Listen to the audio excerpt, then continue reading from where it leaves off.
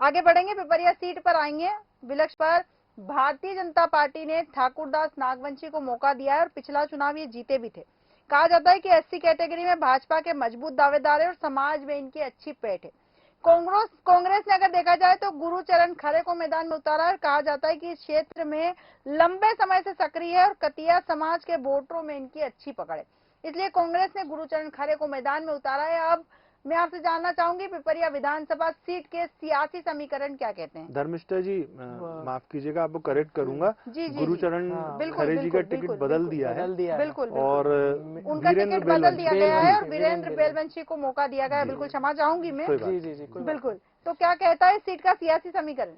देखिए, पिपरिया जो है, ऑफ कोर्स जैसे ही हम कहते हैं कि अगर होशंगाबाद एक धूर बन जाता है तो उसका प्रभाव आसपास भी पड़ता है। जैसे शैली जी ने भी बिल्कुल अभी पिछले उसमें कहा था कि ये बात बहुत शॉर्ट रहती है, लेकिन पिपरिया के एग्जैक्ट मुद्दे, ये एक बहुत जबरदस्त बात हमें नर्मदापुरम जिले में देखने को मिलेगी कि नर्मदापुरम जिले में होशंगाबाद सीट के अलावा जितनी बाकी सीटें हैं वहां पर रोजगार, किसान, जाति समीकरण, ये मुद्दे बड़ी प्रबल तरीके से ऊपर आ जाते हैं। क्योंकि यहाँ पर पिपरिया, हम सभी जानते हैं कि पिपरिया का जो एग्रीकल्चर है वो एक एग्रीकल्चर ओरिएंटेड वहां पर हमेशा पूरी की पूरी स्टैंडिंग रही है, चाहे दाल की हो, चाहे और सोयाबीन और कई चीजों की रही है, जो एक अपने आप में उस जिले को, उस पर्टिकुलर एरिया को समृद्ध बनाती है। तो यहाँ पर ये देखना बड़ा जबरदस्त होगा कि इन दोनों कैंडिडेट्स ने यहाँ पर किसान विशेष के लिए क्या किया है। बिल्कुल। दूसरा, यहाँ पर एक बहुत जबरदस्त चीज ये देखने को मिली गई है कि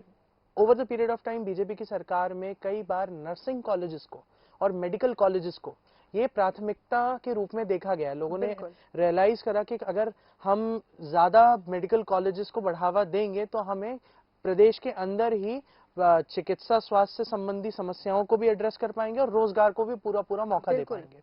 तो यहाँ पिपरिया जिले में ये अवसर जो क्रिएट किए गए हैं भारतीय जनता पार्टी को, वो उनके प्लस पॉइंट में काउंट करते हैं। बिल्कुल। पर at the same point of time जब हम इसे देखते हैं कांग्रेस की तरफ से, तो उनके लिए बेनिफिट पॉइंट्स क्या रहते हैं। बिल्कुल। यहाँ पर कांग्रेस की तरफ से जो कैंडिडेट खड़े गए हैं, इनकी पब्लिक इमेज के अलावा माइनिंग जो बरेली तट क्षेत्र में होती है, तवा नदी के किनारे जो माइनिंग के एक संगठन पूरा चल ही रहा है, उस तरह से वहां के आम लोगों पर जिस तरह का एक रसूख वर्चस्व होता है, कई बारी आप और हम नहीं देखते, लेकिन हमले हो जाते हैं लोगों पे, रमदारी और इस तरह की घटनाक्रमों की बातें तेज हो जाती है, तो एक लॉ एंड ऑर्डर की बहुत जबरदस्त सिचुएशन क्रिएट करी जाती है। और बुरी बात यह है कि इन पर्टिकुलर क्षेत्रों में इस तरह के सिंडिकेट और बाहुबल चलने की वजह से रमदारी कुछ पर्टिकुलर जातियों को ही अफेक्ट कर रही है। बिल्कुल। विलक्षण जी, एक चीज और पूछना चाहूंगी मैं आपसे कि पहले कांग्रेस ने कहा था, जैसा कि कांग्रेस हमेशा से कह रही कि हमने सर्वे करवाए, कई सर्वे के बाद टिकट बांटी है, गुरुचरण खरे को टिकट दिया गया, उसके बाद बदलकर वीरेंद्र बेलवंशी को मौका दिया गया है। तो गुरुचरण खरे के साथ तो अगर देखा जाए तो उन्हें भरोसे में लेकर उनके साथ छल किया गया है, उनके साथ छलावाही हुआ है। ऐसे में वो इनके कितने वोट काटेंगे और टिकट काटने का कारण क्या रहा? देखिए, मजेदार बात यह है कि कांग्रेस में सर्वे अकेला लोगों पे नहीं, कांग्रेस के बड़े लीडरों पे भी रहता है। ये बात आम, ये मैं मतलब एज एन एक्यूजेशन नहीं कह रहा हूँ, लेकिन अभी जो बदलाव सूचियों में हुए हैं इससे ये प्रभाव बहुत जरूरी देखने को मिलता है कि कौन सा कैंडिडेट किस नेता के बड़े करीब है। जैसे अभी हम लोगों ने पिछली, जब हम बैतूल सीट का डिस्कशन कर रहे थे, तो बैतूल सीट में भी वहां पे डागा जी जो है दिग्विजय सिंह जी के बड़े खास व्यक्ति रहे हैं। उनके पिता भी जो थे एमएलए रहे थे और दिग्विजय सिंह जी की सरकार में भी रहे थे। तो यहाँ पे उनके साथ घनिष्ठता होने के बावजूद भी एक सिटिंग एमएलए जो फर्स्ट टाइम थे, उनको फिर से मौका दिया गया। और यही समीकरण यहाँ पे भी रहते हैं। बिल्कुल। हर यहाँ पर एक स्ट्रक्चर देखिए जो आपको देखने को मिल रहा है। कांग्रेस ये जानती है कि हम अगर गलती ना करें तो ऑफकोर्स मध्य प्रदेश की जनता हमें फिर से आशीर्वाद देने के लिए तैयार है, क्योंकि मध्य प्रदेश की जनता अब एक सर्टन एस्पेक्ट्स के बाद अगर उन बातों को इग्नोर कर दिया जाए तो मध्य प्रदेश की जनता कहीं ना कहीं एक बदलाव चाहती है। ऐसा कांग्रेस अपने विचारधारा में सोचती है। अब जब ये विचारधारा उनके अंदर फ्लोट हो गई है तो ये बड़े राजनीतिक नेता, चाहे वो दिग्विजय सिंह जी हो, कमलनाथ जी हो, कहीं ना कहीं दूसरे और बड़े नेता, मैं नाम नहीं लेना चाहूंगा क्योंकि एक बड़ी कंट्रोवर्सी क्रिएट हो जाएगी, उन लोगों के लिए एक मौका पड़ गया कि कैसे हम अपना वर्चस्व स्थापित करने की कोशिश करना शुरू करें। जैसे ही हम लोगों ने ध्यान से देखा, पांडुरना, मुलतई, आमला, बैतूल, ऐसी जातिगत जो कि ट्राइबल क्षेत्रों के लिए काफी मतलब प्रोमिनेंट मानी जाती है, वहां पर भी सुखदेव पांसे जी ने अपनी पूरी कोशिश करी है कि अपने समर्थक के लोगों को टिकट पूरी तरह से मिले, हमारे लोगों को बाहुबल अलग अलग क्षेत्र अलग अलग लेवल्स पे मिले, चाहे नपा चुनाव हो चाहे ऊपर के चुनाव हो। और यही बात कांग्रेस के लिए अब जरूरी पड़ गई है, क्योंकि कांग्रेस जीतना तो चाहती ही है, साथ ही साथ कांग्रेस के बड़े लीडर्स ये भी चाहते हैं कि अब हमारी पैठ बनना और ज्यादा पकड़ शुरू हो मध्य प्रदेश में, क्योंकि अब मौका नहीं चूका जा सकता। क्योंकि इस चुनाव में जिस बड़े लीडर ने अपनी पैठ बना ली, वो अपने आगे के लिए बड़ा पॉलिटिकल उछाल ले जाएगा। बिल्कुल बिल्कुल विलक्षण जी, सही कहा आपने। शैलेंद्र जी, आप कुछ कहना चाह रहे हैं? जी धर्मिष्ठा जी, पिपरिया पे थोड़ा और आगे बातें जोड़ते हैं। एक तो देखिए परिसमन का जो प्रभाव रहा है सीट पे 2008 के बाद जी, तो 8, 13 और 2018 जी, ये बीजेपी खाते में सीट गई और ठाकुरदास नागवंशी जो है वहाँ भारतीय जनता पार्टी के विधायक के रूप में उस क्षेत्र के एक नेता बन के उभरे। हरीश तुलाराम बेमन जो थे, इनको 2018 के चुनाव में 18,130 वोटों से बिल्कुल हार का सामना करना पड़ा था ठाकुरदास नागवंशी से। अब हम यहाँ पे टिकट बदलने की जो अभी बात हुई उस पे आते हैं। गुरुचरण खरे जो थे, गुरुजी, ये पैराशूट कैंडिडेट थे बिल्कुल उस क्षेत्र के। उस क्षेत्र में इतना जबरदस्त विरोध हुआ ये टिकट वितरण के बाद जी, और राहुल गांधी तक इसकी शिकायतें चली गईं, तब जाकर बीरेन बेलवंशी को टिकट दिया गया। बीरेन बेलवंशी का भी पुराना इतिहास भाजपा का ही रहा है, लेकिन लंबे वक्त से वो कांग्रेस के साथ हैं। और इस क्षेत्र में अगर ठाकुरदास नागवंशी के खिलाफ जो एंटी इनकम्बेंसी है उसका अगर कोई सही तरीके से फायदा ले सकता है तो वीरेंद्र बेलवंशी ले सकते हैं। हमारी टीम लगातार इस क्षेत्र में सक्रिय है और हमारे आपके दर्शकों को भी हम बताना चाहते हैं कि इस क्षेत्र का चुनाव फंस गया है। मतलब गुरुचरण खरे के टिकट के बाद बीजेपी प्रसन्न मुद्रा में थी जी, लेकिन जब ये टिकट बदला और बदल के वीरेंद्र बेलवंशी को दिया तो अब ये चुनाव फंस गया है। बिल्कुल फंस गया इन द सेंस इस चुनाव पे कांटे का मुकाबला है। इस चुनाव पे हर जाति के लोगों का प्रभाव है। जैसा कि अभी विलक्षण जी ने बताया, कृषि प्रधान क्षेत्र है यहाँ पे जी, यहाँ के लोग बड़े अच्छे शांत स्वभाव के तो अगर लोग हैं। ये कहना गलत नहीं होगा शैलेंद्र जी, अगर देखा जाए तो कि कांग्रेस ने जब पहले सर्वे करवाया था और कहा जा रहा था कि जिताऊ उम्मीदवारों को मैदान में उतारेंगे और गुरुचरण खरे की अगर बात हो रही है तो बीजेपी खुश हो गई थी, जैसा कि आपका वक्तव्य है, जैसा कि आपने कहा है कि बीजेपी खुश हो गई थी उनको लेकर कि वो इतने उम्मीदवार उपलब्ध नहीं थे, मतलब उचित नहीं थे कि जीत सकते थे उनके सामने। तो ऐसे में क्या कांग्रेस का सर्वे केवल ऐसे ही था बोलने के लिए, वो सर्वे एक्चुअल में महत्वपूर्ण था?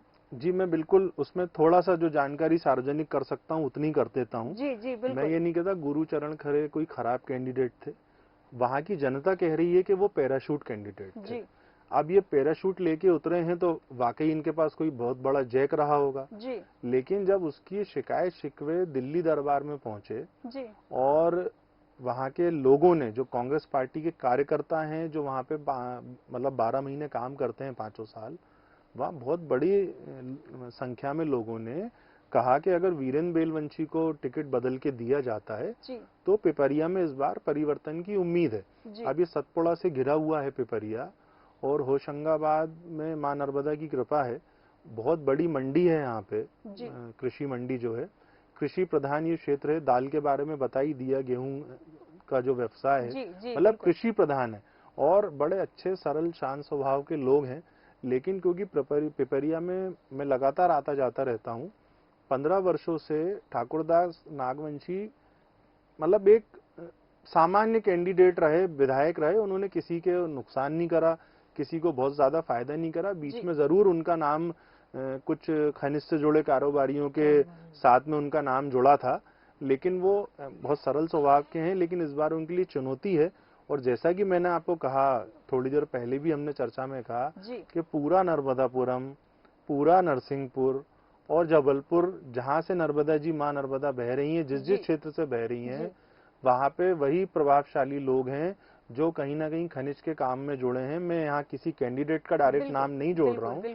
पिपरिया में भी रेत का कारोबार भी होता है, बहुत सारी चीजें होती हैं, लेकिन इस बार यहाँ की जो जनता है, क्योंकि यहाँ पे और भी जाति के लोग हैं जिनका बड़ा प्रभाव है इस क्षेत्र में, तो मुझे लगता है कि ठाकुरदास नागवंशी जी के लिए इस बार बड़ी चुनौती के रूप में कांग्रेस ने टिकट बदलकर वीरेंद्र बेलवंशी को मौका दिया। और बसपा की भी यहाँ थोड़ी सी बात कर लेते हैं। प्रतिभा अहिरवार जी भी मुझे लगता है कि काफी हद तक वोट काटू वाली जो स्थिति में कहीं ना कहीं है, और एक बिल्कुल। नुकसान जो है बसपा यहाँ पे इस सीट पे कर सकती है। और वो बिल्कुल। नुकसान किसके खाते में जाएगा, मेरा ऐसा अंदाजा है कि वो नुकसान कहीं कांग्रेस के खाते में न चला जाए। बिल्कुल बिल्कुल। शैलेंद्र मिश्रा जी, आपने बिल्कुल पिपरिया सीट का, विलक्षण जी ने पिपरिया सीट का बहुत अच्छा विश्लेषण किया है। पिपरिया सीट एक पर छोटी बात, सॉरी मैं बिल्कुल धर्मेश जी, मैं बिल्कुल रोक बिल्कुल रहा हूं बिल्कुल आपको। बिल्कुल। एक लोगों को यहाँ पर एक बड़ा एक सिंपल लेवल से एक अट्रैक्शन भी लोगों को यहाँ पे देखना बड़ा जरूरी है जी कि पार्टियां किस तरीके से इस पर्टिकुलर क्षेत्र के लिए बहुत ज्यादा जोर आजमाइश में लगी हुई है। जी आपने ध्यान से अगर ऑब्जर्व करें तो इस पर्टिकुलर क्षेत्र में लोकसभा की कॉन्स्टिट्यूंसी में हमेशा बीजेपी बढ़ चढ़ के जीत से आई है बिल्कुल और लोगों को हमेशा जन आशीर्वाद यहाँ पे मिला है। बिल्कुल। लेकिन ये पर्टिकुलर एरिया में कांग्रेस कहीं ना कहीं थोड़ा थोड़ा अपना सिग्निफिकेंस बचाए हुए है। जी अब आने वाले हैं 2024 के चुनाव। बिल्कुल। अब यहाँ पर एक बड़ा फैक्टर ये उतर के आता है कि कैसा ये पर्टिकुलर लोगों को संगठित करने का काम छोटे शहर और छोटे कस्बों के लोगों में, जिला ब्लॉक्स पे, पंचायतों में कैसे किया जाता है। उदाहरण स्वरूप मैं आपको बताता हूँ, क्योंकि हम पिपरिया की ही बात कर रहे थे। वहां पर ये बड़ी आम फैक्टर है कि टूरिज्म डिपार्टमेंट के या कई और डिपार्टमेंट्स के जो एक ठेके होते हैं, टेंडर्स होते हैं, वो विधायक, वहां के बाहुबल के नेता जो एक पर्टिकुलर पार्टी को बिलोंग करते हैं, कोशिश करते हैं कि अपने पसंद के लोगों को ही प्रोवाइड करने की कोशिश करें। इन्हीं से पर्टिकुलरली जिले की पंचायतों के चुनाव भी इफेक्ट करते हैं। और यही आम तौर पर, क्योंकि अब तो क्या है, मतलब देखा जा रहा है कि पॉलिटिकल पार्टीज बहुत अच्छी तरीके से संगठित हो गई हैं। बिल्कुल। एक कॉर्पोरेट अप्रोच आने के बाद से पॉलिटिकल पार्टीज ने बड़े जबरदस्ती एनालाइज करना शुरू कर दिया है कि एक छोटे से छोटा चुनाव भी बड़े चुनावों की तैयारी में कितना इंपॉर्टेंट रोल अदा करता है। बिल्कुल। तो पॉलिटिकल पार्टीज दोनों, कांग्रेस और बीजेपी ने ये देखा है कि यहाँ पर अगर अपने पसंद के लोग, अपने फेवर करने वाले लोगों का भला किया जाएगा, उनको पदों पे बिठाया जाएगा, उनको नियमित रूप से टेंडर मिले जाएंगे, उनको उनके अनाज के लिए सही क्या कहते हैं दाम भी मिलवाया जाएगा, चाहे वो भंडारण के लिए उनके वेयरहाउस, चाहे युद्ध हो, कुछ भी हो, फिर भी उनको भरा रहे और कहीं ना कहीं से उसके किराए की व्यवस्था होती रहे। ये जो चीजें हैं, ये दोनों पॉलिटिकल पार्टीज कोशिश कर रही हैं। और इस पर्टिकुलर चुनाव में अगर इस क्षेत्र में कोई भी एक पर्टिकुलर पार्टी डोमिनेट कर जाएगी तो उनका अगला टारगेट यही होगा कि छोटे स्तर पे लोगों को बेनिफिट पहुंचा के लोकसभा की पूरी तैयारी की। बिल्कुल बिल्कुल। धर्मिष्ठा जी, एक छोटी सी बात और जोड़ देता हूँ, नहीं तो क्षेत्र के लोगों के साथ अन्याय हो जाएगा। विलक्षण जी, ये एक बात हमने बोला, कृषि प्रधान है पिपरिया, नर्मदापुरम पूरा ये जो बेल्ट है, इस पे माई की कृपा है और यहाँ पे बहुत अच्छी खेती किसानी तो होती है। इसके अलावा इस क्षेत्र के लोग काफी बुद्धिमान होते हैं, बहुत शिक्षित होते हैं। और पिपरिया की भी हम बात करें तो इस पिपरिया के पूरे क्षेत्र में बहुत शिक्षित वर्ग के लोग भी हैं। और यहाँ पे जो बीजेपी को जो प्लस पॉइंट मिलता है वो इसलिए मिलता है कि संघ विचारधारा के जो बड़े परिवार हैं और संघ से जो जुड़े लोग हैं, वो सीट पे इतना साइलेंट मोड में रहते हैं साल भर, 5 साल, और समय आने पे वो लोग जब निर्णय लेते हैं और लोगों से बातचीत करते हैं, जो यहाँ का जो प्रबुद्ध वर्ग है वो कहीं ना कहीं बीजेपी को मदद करता आया है। इसलिए पिछले 3 बार के जो परिणाम है, मुझे लगता है बीजेपी खाते में जाते थे, लेकिन वो प्रबुद्ध वर्ग, वो खास लोग, मैं उनका यहाँ कैमरे पे नाम नहीं ले सकता, जो बड़ा प्रभाव इस क्षेत्र में डालते हैं, वो इस बार कहीं ना कहीं नाराज हैं। और इस सीट पे इस बार कंपटीशन अच्छा तगड़ा होने वाला है। बिल्कुल बिल्कुल सही कहा आपने। पिपरिया सीट पर कंपटीशन तगड़ा होने वाला है और भारतीय जनता पार्टी के ठाकुरदास नागवंशी के लिए चुनौतियां कम नहीं है, जैसा कि आपने बताया है। आप दोनों मेहमान हमारे साथ जुड़े, शैलेंद्र मिश्रा जी, शैली जी और